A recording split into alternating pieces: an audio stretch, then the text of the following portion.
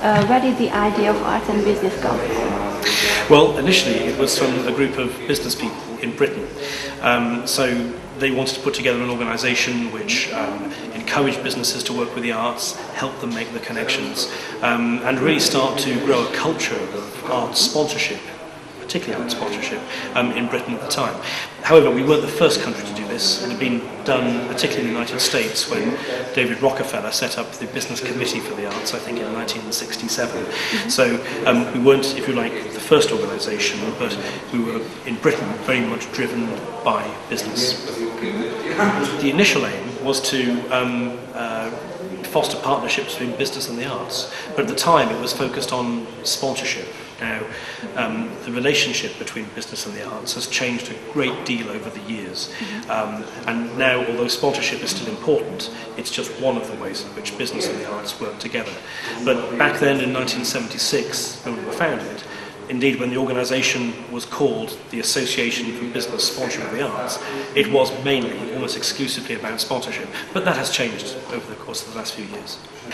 Well, over the course of the last 10 years, we've seen private sector support for the arts increase pretty much year on year. Business investment it's been fluctuated up and down a little bit, and last year was down by about 7%, perhaps as a result of the recession just starting to bite. However, individual giving, which is the sort of main block of private sector support for the arts in the UK, has been growing, and has been growing very strongly over the course of the last few years. And in fact, last year we saw a 25% increase in that. And although there was one single very big donation that slightly skewed those figures, even if we take that out, it was still an 18% increase over the previous year. So individual giving is very important. We exist to sort of spark new partnerships now between commerce and culture. It could be sponsorship, it could be using artists in the workplace to do training, it could be corporate art collections, it could be volunteering. There's all sorts of ways in which the two can work together. And our aim is to increase the quantity of that, but also to increase the quality of that as well. We want it to work really well, both for the business and for the arts organisation. And if we can help them to do even better than they're already doing, then that's a great thing, and that's what we'll try to do. Our future aim is really to help business to become more successful by working with the arts, to become more profitable, to become better places for people to work, and to become great contributors to the communities in which they exist.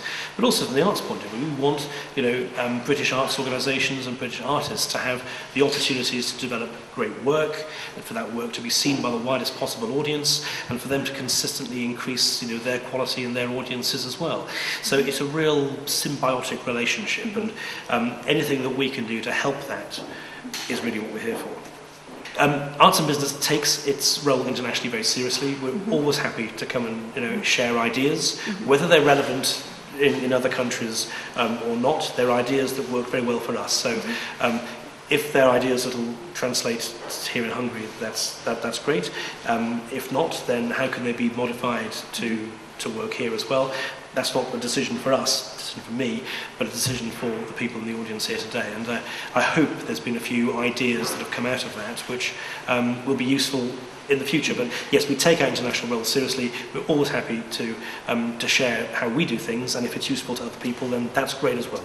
What would I advise to Hungarian arts managers? Yeah. So the arts and business, Okay. Well, I would say that, and I must stress, I've literally just arrived here, and I don't know nearly enough about your country to give a real sensible answer to this. However, what we've done in the UK has worked really well for us, and it's been successful, and it's taken off.